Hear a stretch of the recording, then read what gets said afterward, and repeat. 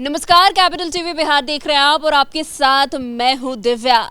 बिहार का मौसम अभी जो है काफ़ी ज़्यादा ठंडा ठंडा है, लेकिन बिहार की राजनीति की बात करें तो वो लगातार गर्मी देती हुई नज़र आ रही है। वहीं आज की बात करें तो आज भी बिहार की सियासत में जो नाम चर्चा का विषय बनी रही वो है प्रशांत किशोर। जी हाँ, आंदोलन के समय भी प्रशांत किशोर लगातार सुर्खियों में बने हुए थे। वहीं आंदोलन खत्म होने के बाद भी प्रशांत किशोर लगातार सुर्खियों में बने हुए हैं। बात यह है कि प्रशांत किशोर आज अस्पताल में एडमिट हो गए हैं, यानी कि बीते दिन 2 जनवरी से लगातार वो आमरण अनशन पर थे, लेकिन अब प्रशांत किशोर अस्पताल में भर्ती हो गए हैं। तो इस पर आज हम लोग खास बातचीत करेंगे और भी बहुत सारे मुद्दे हैं, उस पर भी हम लोग खास बातचीत करेंगे। तो इस पर हमारे साथ बातचीत करने के लिए हमारी सहयोगी वंदना हमारे साथ मौजूद है। तो वंदना, बहुत बहुत स्वागत है। पहले बहुत बहुत धन्यवाद दिव्या। तो वंदना, जिस तरीके से बिहार की सियासत में आज भी प्रशांत किशोर का नाम जोरों शोरों से लिया जा रहा है, पहले तो जोरों शोरों से क्यों लिया जा रहा है ये पहले बताइए। देखिए दिव्या, प्रशांत किशोर की हालत काफ़ी नाजुक है। उनकी तबीयत इतनी ज़्यादा ख़राब हो चुकी है कि पहले तो वो मेदांता अस्पताल में भर्ती होते हैं और उसके बाद अभी की जो हालत है वो ऐसी है कि उन्हें आईसीयू में एडमिट करना पड़ा है। की हालत गंभीर है जी, काफ़ी ज़्यादा तबीयत ख़राब है। डिहाइड्रेशन हो गया है उनको। इसके साथ साथ स्टोन की भी दिक्कत है। उनके डॉक्टर ने बताया है कि उन्हें स्टोन की प्रॉब्लम है, जिसके कारण अभी जो आमरण अनशन पर प्रशांत किशोर बैठे हैं, बीपीएससी छात्रों के लिए जिस आमरण अनशन पर पीके बैठे थे, उसके बाद उनकी हालत अब खराब हो चुकी है, तबीयत बिगड़ी है। और अभी भी दिव्या, ये गौर करने वाली बात है कि पीके अभी भी हार नहीं माने हैं। वो कह रहे हैं कि मेरी तबीयत खराब है, मैं भले अस्पताल में एडमिट हूँ, लेकिन ये आमरण अनशन हमेशा मेरा ऐसे ही जारी रहेगा जब तक बच्चों को न्याय नहीं मिल जाता। क्या वंदना सचमुच प्रशांत किशोर छात्रों और अभ्यर्थियों के लिए इतना कुछ कर रहे हैं या खुद की राजनीति की रोटी सेकने में लगे हुए हैं? देखिए दिव्या, प्रशांत किशोर ने खुद भी कहा कि जो उन पे आरोप लग रहे हैं कि आप राजनीति कर रहे हैं, तो उन्होंने कहा कि हाँ, हम कर रहे हैं राजनीति। इस राजनीति से अगर बच्चों को, बिहार के युवाओं को फ़ायदा है तो हाँ, मैं कह रहा हूँ कि मैं राजनीति कर रहा हूँ। और ये सही भी चीज़ है कि अगर राजनीति कई नेता बिहार में करते हैं, तेजस्वी हो, नीतीश हो, चिराग पासवान हो। खासकर नीतीश के बाद अगर हम देखें मुख्यमंत्री की बात, तो तेजस्वी और चिराग पासवान का नाम हमने इसलिए लिया क्योंकि ये लोग खुद को युवा नेता बताते हैं। और देखिए, इस कड़ाके की ठंड में युवाओं के साथ अगर कोई मौजूद था तो वो प्रशांत किशोर थे। दिव्या, ऐसे में ये कहना गलत नहीं होगा कि अगर प्रशांत किशोर राजनीति भी कर रहे हैं तो कोई गलत चीज़ नहीं है। अगर वो बच्चों के लिए आज आईसीयू में एडमिट हो चुके हैं तो उसमें कोई भी गलत नहीं है। लेकिन सवाल इसलिए उठ रहा है, आज अगर आईसीयू में एक तरफ पीके एडमिट है और दूसरी तरफ पीके राजनीति जो कर रहे हैं, ठीक है, बच्चों के लिए आप राजनीति पर उतारू हो गए हैं, इट्स ओके। लेकिन आज पटना में एक पोस्टर की काफी ज्यादा चर्चा रही जी, और उस पोस्टर पर यह लिखा गया कि मकर संक्रांति के बाद नीतीश कुमार नालंदा वापस चले जाएंगे। इसका मतलब आप क्या समझती हैं? वंदना, मुझे तो यही लग रहा है कि प्रशांत किशोर, जैसे कि अभी वंदना ने बताया कि एक तरफ प्रशांत किशोर आईसीयू में भर्ती हैं तो दूसरी तरफ उनकी पार्टी के द्वारा जो है लगातार राजनीति की जा रही है। इस पर यही अगर सीधे सीधे बात बोले तो राजनीति की जा रही है, क्योंकि अगर ऐसा होता, प्रशांत किशोर राजनीति नहीं करते होते तो पोस्टर नहीं लगाया जाता। और खास करके पोस्टर में यही लिखा गया है कि मकर संक्रांति के बाद नीतीश कुमार अपने गृह जिला वापस लौटते हुए नजर आएंगे। तो इसके पीछे की बड़ी सियासत ये है कि पोल खोल कह सकते हैं कि प्रशांत किशोर की पार्टी ने बड़ा पोल खोल कर दिया है नीतीश कुमार को लेकर कि जो मकर संक्रांति है, बोला जाता है कि मकर संक्रांति के बाद बहुत कुछ चेंजेस आ जाते हैं। होता है जी हाँ, हर बार कहा जाता है कि दही चूड़ा खाने के बाद जो नेता हैं या तो आपस में टकरा जाते हैं और फिर दल बदल शुरू हो जाता है। और ये साल काफी खास इसलिए है क्योंकि 2025 की शुरुआत हुई है और 2025 चुनावी साल है दिव्या, ठीक है। तो यहाँ कुछ भी अभी आपको नॉर्मल भले दिखेगा लेकिन वो होगा नहीं। प्रशांत किशोर एडमिट हैं, बहुत दुख की बात है। सभी जो है वो चाह रहे हैं कि जल्द से जल्द उनकी तबीयत ठीक हो जाए, क्योंकि राजनीति अपनी जगह और उनका स्वास्थ्य अपनी जगह।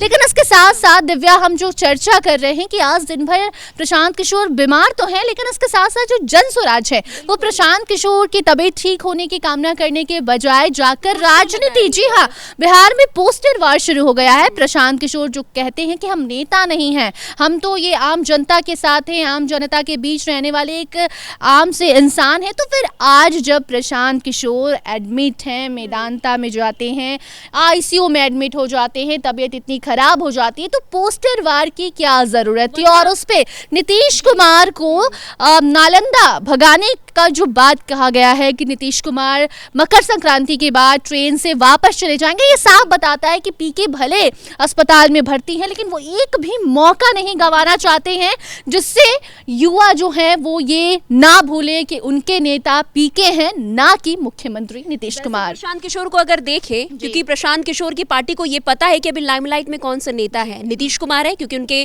बार बार कह रहा है दल बदल को लेकर के चर्चाएं तेज है। तो वहीं इतने समझदार है प्रशांत किशोर की टीम, जो वर्क जो उनके पीछे करती है कि नीतीश कुमार पर अगर हम पोस्टर लगाएंगे तो हो सकता है हम भी लाइमलाइट में आ जाएंगे, क्योंकि तेजस्वी यादव पर भी वो पोस्टर लगा सकते थे और भी बहुत सारे ऐसे युवा नेता हैं और भी बहुत सारे ऐसे नेता हैं जिस पर वो पोस्टर लगा सकते थे, लेकिन नीतीश कुमार को ही उन्होंने चुना। ऐसा क्यों?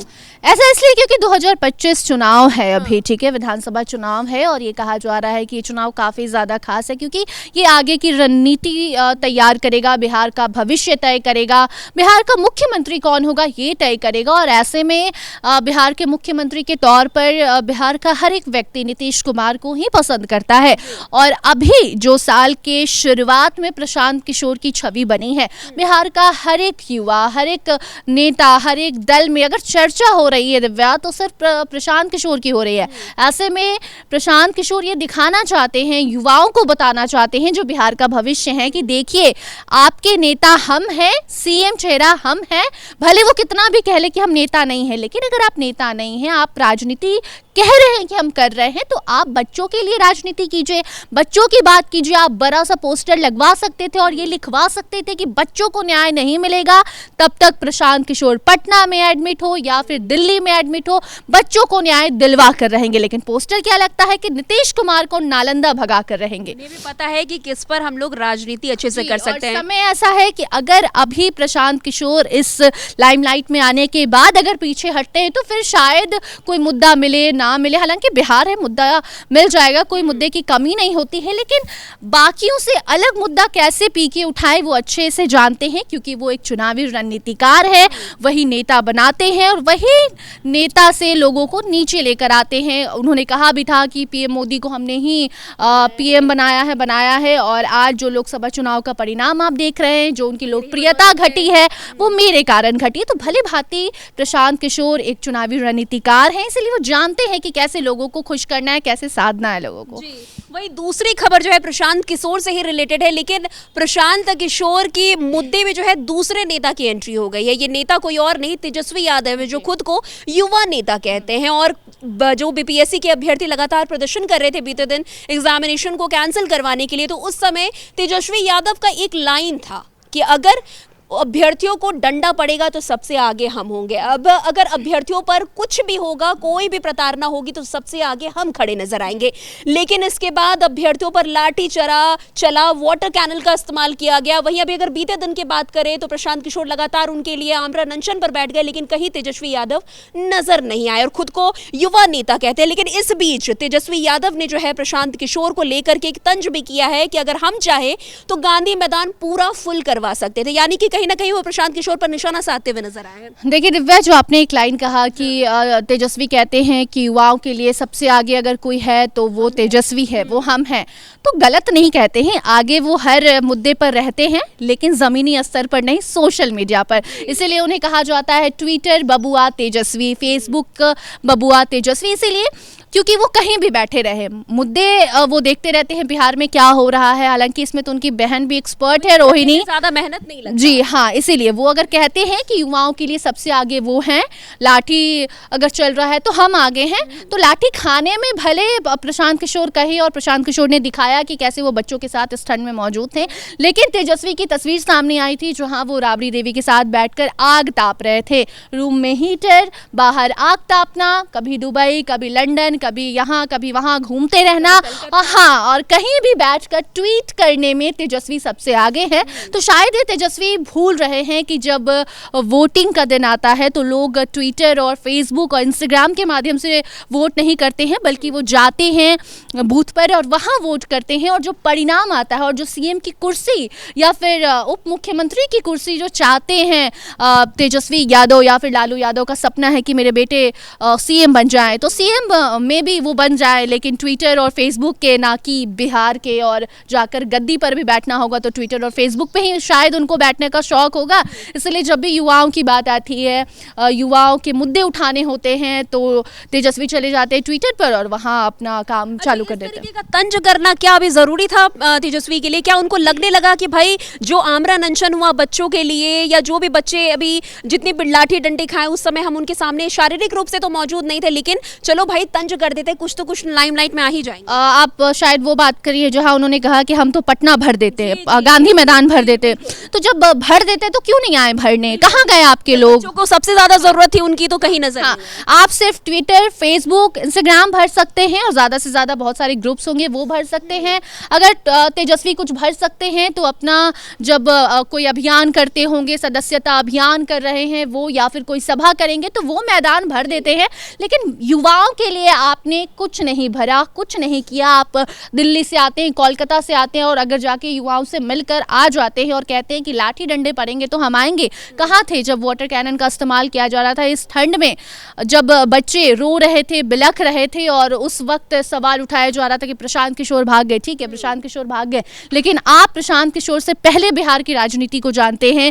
आपको सीएम बनना है, पीके ने कभी नहीं कहा कि उन्हें सीएम बनना है, लेकिन अगर आपको सीएम बनना है, आपको बच्चों के लिए खड़े रहना, आप युवाओं के नेता हैं, तो कहाँ थे जब बच्चे लाठी डंडा खा रहे थे? क्या फेसबुक पे बच्चे लाठी डंडा खा रहे थे? नहीं वंदना, तो चलिए बहुत बहुत शुक्रिया वंदना आपका। तो आपने सुना, अगर तेजस्वी यादव को ट्विटर बबुआ कहकर संबोधित किया जाए तो ये अभी कोई गलत बात नहीं होगी, क्योंकि जहां बच्चों को सबसे ज्यादा तेजस्वी यादव की जरूरत थी वहां तेजस्वी यादव नजर ही नहीं आए। वहीं आज तेजस्वी यादव ने जो तंज किया है, कहीं ना कहीं उनके लिए एक शर्म की बात है। तो फिलहाल आज के इस प्रोग्राम में इतना ही। अन्य प्रोग्राम में हमारे साथ ऐसे ही आगे बने रहिएगा। तब तक के लिए कैपिटल टीवी बिहार में आपका बहुत बहुत धन्यवाद।